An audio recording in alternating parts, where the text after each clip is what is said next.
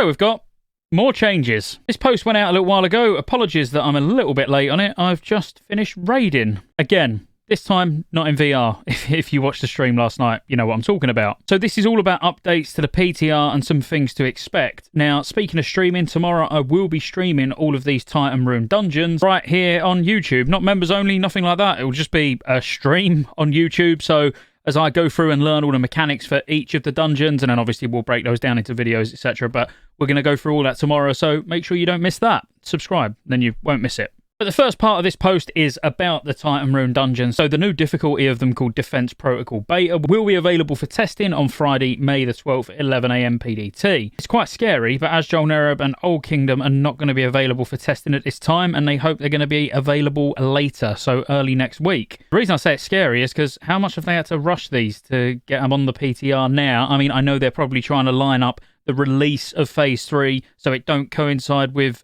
Diablo, which is obviously out sort of early next month. But yeah, I'm just hoping everything's alright. So to initiate the Defense Protocol Beta, it's the same as Alpha. There's a mysterious device that you're going to interact with, all of you. I'm not going to bore you with that. You know how to start Alpha, so it's going to be fairly obvious how to start Beta. Now, we know a little bit more about the sidereal essence, but it's sidereal before, and people was like, no, it's a real word. Sidereal? Sounds about right. So we know that you are going to get one of each, so let's just break that down first. So the final boss of every Defense Protocol Beta dungeon will award a new currency, sidereal essence. Each final boss will award a single sidereal essence to each group member. A single one. Now, you're probably thinking, well, that's not too bad because we looked at the currency vendor in Dalaran on the PTR and the prices were reasonable.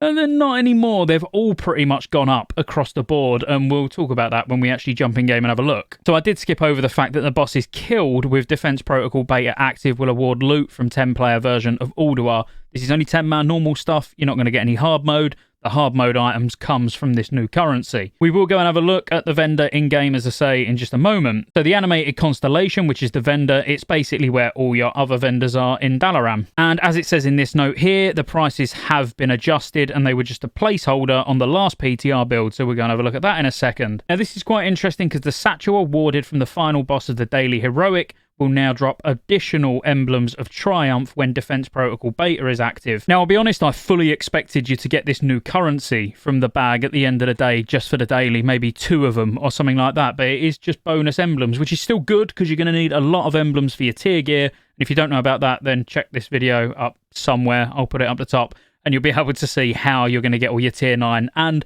the fact that you do need a lot of emblems to do it.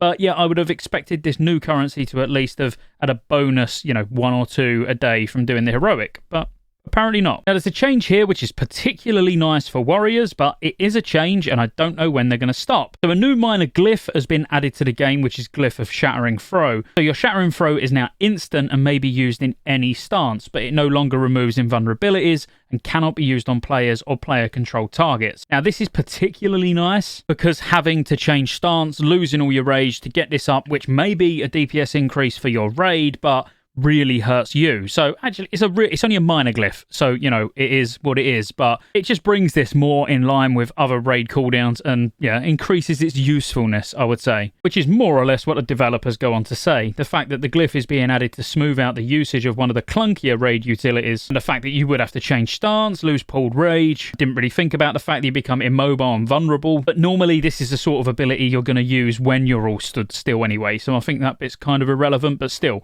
it's a nice change. They're still working on blood decays, specifically dancing Rune Weapon and making sure that Rune Weapon is benefiting from lots of things like improved icy touch, inheriting the weapon damage of the wielder for special attacks, and working as it should with glyphs and things like that. So they are clearly trying to make a lot of effort to make sure blood DPS is a thing. One great change, which we'll go and have a look at on the PTR in a second, because this is so minor, but I am really excited about it, is the currency exchanger now actually works as it should, where you can shift click and get multiple emblems. So if you're trading your emblems down, at the moment, if you didn't know, there's like a script that you can run where you change a couple of numbers to how many emblems you want and what emblem you want as a number, which basically is the position that it is on the vendor, and it's just annoying. It's easy, but it's annoying.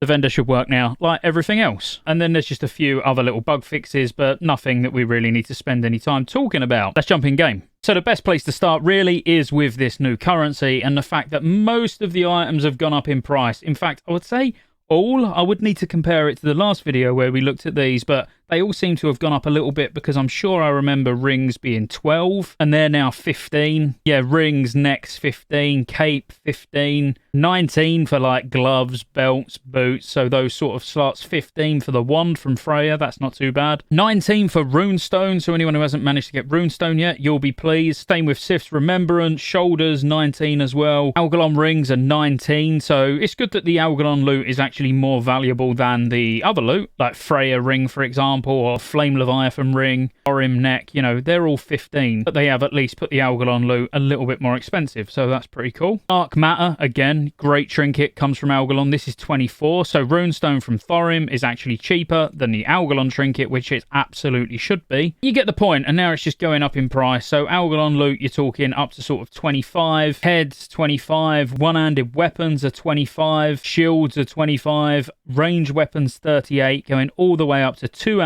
weapons like Tortured Earth if you're a feral or a hunter, Ice Core Staff for your casters, Ace's Edge for your warriors. All of these big beefy two-handed weapons being 50. Now 50 is a lot. That's a lot of dungeons. If you're not getting a bonus from the bag at the end, 50 heroic dungeons to get one single weapon. I mean, that's pretty mental, really. I mean, these beta dungeons, we don't even know how difficult they're going to be yet. We're going to find out tomorrow. But, you know, if you said you averaged 15 minutes for each one, 15... that's a lot of time spent just doing heroics for a single upgrade. Not going to be bad if you're getting the trinkets or something like that. But I think the weapons being 50...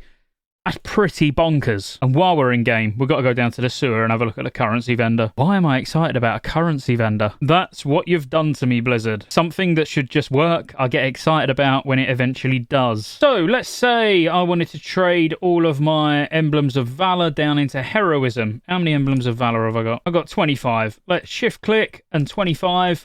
Oh, look at that. Are you sure you wish to exchange 25 emblem of valor for the following item?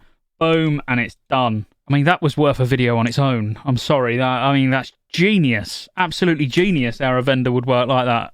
Amazing. But that's about it, really. Until we actually start testing the beta dungeons, I'll get a video out for probably all of them. You know, I don't mean one video per dungeon because I don't think there's going to be that much to talk about. I'll just cover all the mechanics of the dungeons all in the same video. But if you want to catch me live, as I say, I'll be here on YouTube streaming all of the dungeons tomorrow night. So hopefully I'll see you then. Like and subscribe. See you on the next one. Hit me arm.